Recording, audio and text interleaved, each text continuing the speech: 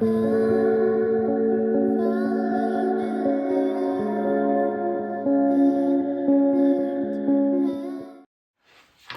is a tarot reading for Pisces, Sun, Moon, and Rising signs. This is a general reading, so take what resonates and leave the rest behind.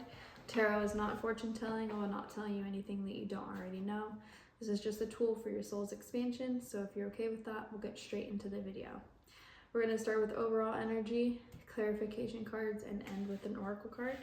Again, this is for Pisces, Sun, Moon, and Rising signs. What's the overall energy of this reading for Pisces?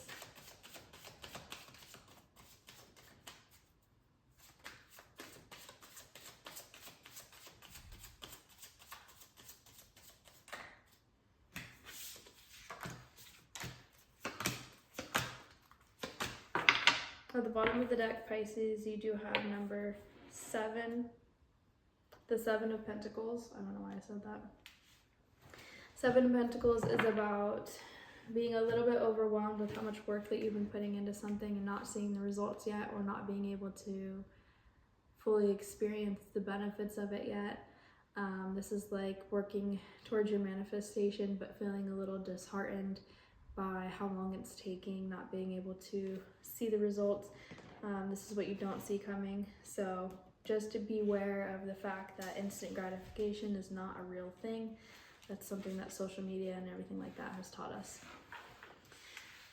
There's a little bit of nostalgia going on, or needing to look at your roots, where you come from, where your belief systems come from, where your emotional bandwidth stems from. Some people have anxiety, joy, fear,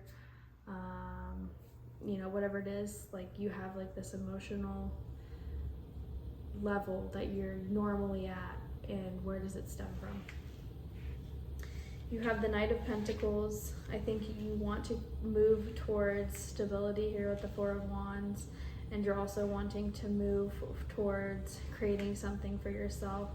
There's a lot of like looking at where you've come from and then wanting to create a new foundational like belief system.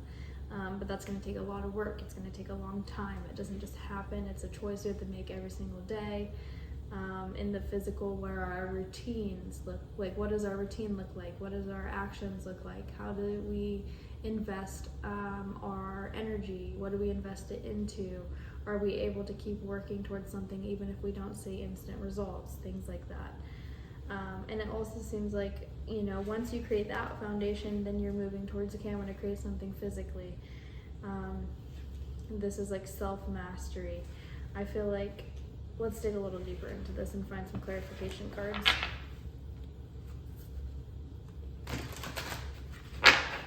Why is the 6 of Cups here? You might be a little bit confused of like what to put your energy towards, or where to invest in right now. Like, you have these 2 different directions that you want to go towards, and you're not sure what it is that you want to work on. At the bottom of the deck, you have the Death card. This is the card of Scorpio. This is the card of transformation, endings and beginnings. Yeah, metamorphosis. This is the end of a cycle, the beginning of a new cycle. This is dying to your old self and becoming new.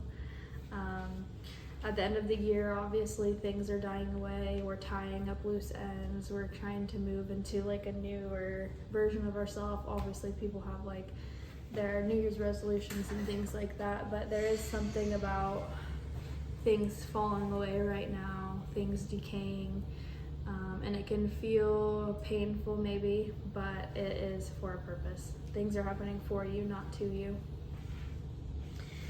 The 6 of Cups is backed by the Ace of Cups, so I feel like you are wanting to, you want a relationship, or you want to form a relationship. You're nostalgic about a relationship. You're nostalgic about the way that you feel about something, wanting to propose something, or give, or like create something. Maybe you have like a creative outlet that you haven't done since you were a kid, like drawing or something like that.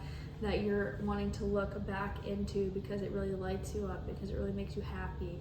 It really puts you back into the flow. It really puts you back into the vortex of manifestation and being able to get what it is that you want.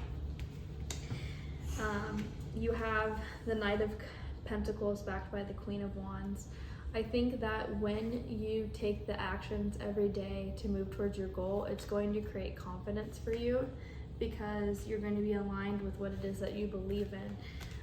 You're no longer practicing cognitive dissonance. You're no longer going against what it is that you believe and taking actions opposite to what you actually believe, what your morals actually are.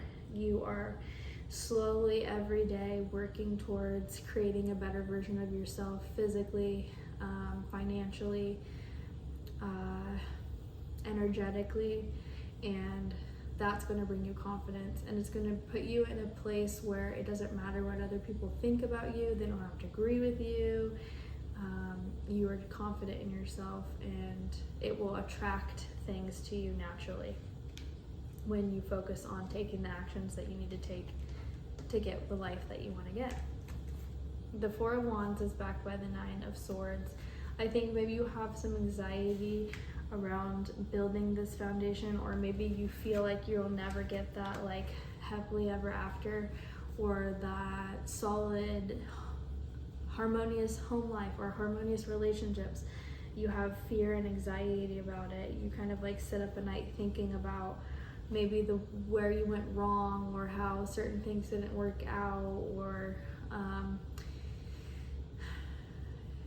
maybe like the belief systems or like the communication that people have had with you in the past. Like you overthink it. You overthink your ability to create something because like you haven't done it yet, or something like that. It's like this is just classic overthinking, classic like talking yourself out of taking the actions you need to take to get to where it is that you want to go. So I would say, you know, you can't control the thoughts, but don't let the thoughts control you. You know, you're gonna have these fears that come in, this ego that comes in that tries to keep you in where you are at. Or other people could be telling you like, you can't do this, you can't create this, who do you think you are, blah, blah, blah. That in and of itself is another thing that you need to like, it's okay if other people don't agree with you. It's okay if other people it's not okay if other people try to talk down to you and like project their fears onto you, but it's okay in the sense that you need to be able to look at it for what it is. They're projecting because they couldn't create that, or they don't believe that they could create that, so they're telling you that you couldn't, but that's their fear and their insecurity. That has nothing to do with you, type thing. The Knight of Cups is backed by the Four of Cups, so I think that you know now what is not emotionally fulfilling for you, and you want to move towards what is. You want to move towards new relationships, or there's a need to like look at what you're disconnected from and reevaluate it. Reevaluate, your relationships, and maybe creative outlets, things like that. Like, what are you creating? What are you investing in emotionally? Is it fulfilling for you? If not, why? Is it because you're pessimistic, or is it because it's truly not aligned with what you want? Only emotionally investing it and walking towards things that are going to be fulfilling for you. And sometimes when we're focused on the things that aren't fulfilling for us, or what we don't have, that distracts us from opportunities that are presenting themselves, because we're so focused on the negative. So there's a need to look at that as well. The Eight of Pentacles, which is self-mastery, daily tasks, repetition, is backed by the Three of Wands, which is about preparation, leaving your comfort zone, planning for something, creating something, and you're aligning your belief systems with your actions and going towards something. I think that once you create this routine for yourself and you do these daily activities, that's kind of like putting money in a piggy bank. Every day it's just a penny, but eventually it fills up, and then you have this rainy day fund that you can do with what you want. And you know, every day that you're putting a penny in it, it's just kind of like it's barely going, but eventually it builds up to something. And when it does, you're going to be able to plan for the future. And I think right now what will help you keep moving forward is thinking of the future, is thinking of the big picture, is thinking of when you're going to leave your comfort zone. How are you going to do it? What are you going to move towards? What are you going to create? What do you believe? Things like that. You have the Death card. So again, endings, beginnings. Dying to your old self, letting things die away that aren't serving you. Chains, transition. I think that you're going to be communicating or moving towards something that you want to emotionally invest in after you allow this ending to happen.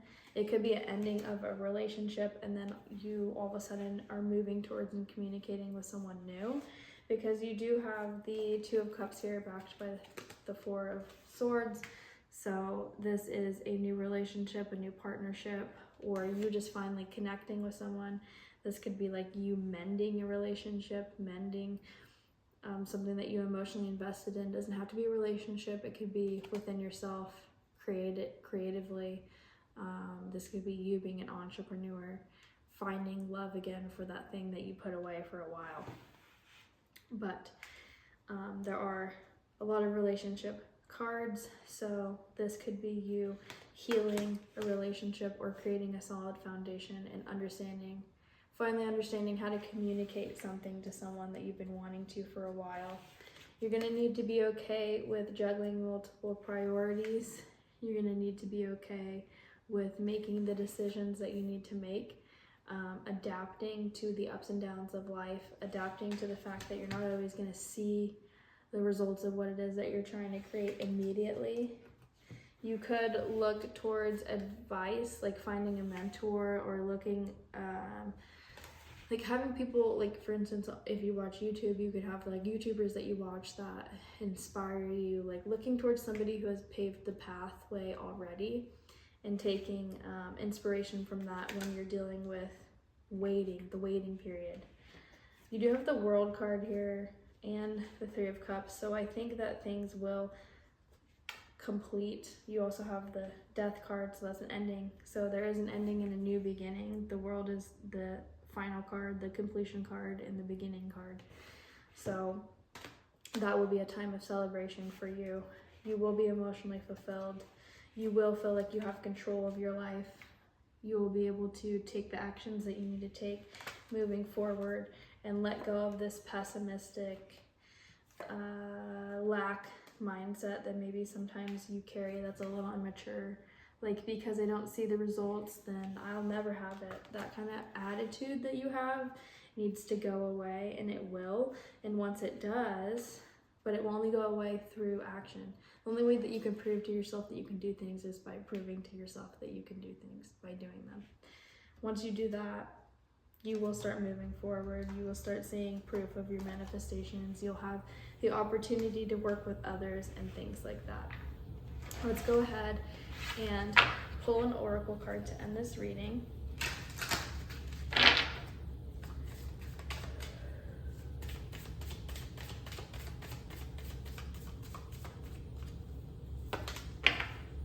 You have number 15, immense growth. I'm going to read this card to end this reading. Vulture comes to speak to us about the wisdom of the sacredness of suffering. In Buddhism, the first noble truth is that all life involves suffering. It is not something to be escaped, but to be accepted. Only when we accept this law of our existence are we able to transmute and grow from suffering. Vulture sustains her life by living off that which is dead.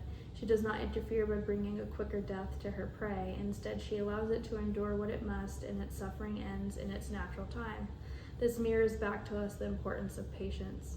There is a profound lesson in the name of the turkey vulture, meaning golden purifier. They indeed purify the landscapes by removing decomposing carcasses that could spread disease and harmful bacteria. In the same way vulture cleanses the land, suffering purifies the heart from and removes the veils of ego. Suffering comes in two forms. Both are meant for growth. The first form is inflicted upon us and out of our control. The second form is self-inflicted, created from the attachments and illusions of our ego. Whatever form your own suffering takes, you must first accept it. When we resist the pain, when we resist aspects of ourselves we do not like, when we resist rejection, we perpetuate self-inflicted suffering. It is only when we accept it that pain begins to do what it is meant to do, transform us. This is the genius alchemical property behind acceptance. It transmutes. Folger's medicine asks you to understand that pain, suffering, and trauma hold an energetic power. It is your choice whether to allow that power to attack you or to transmute its energy into your greatest asset. If you choose the latter, within you, a hidden gift will be revealed far greater than all your pain. I hope that this reading resonated with you. If it did, let me know in the comments below how, and I will see you guys in the next reading. Thank you.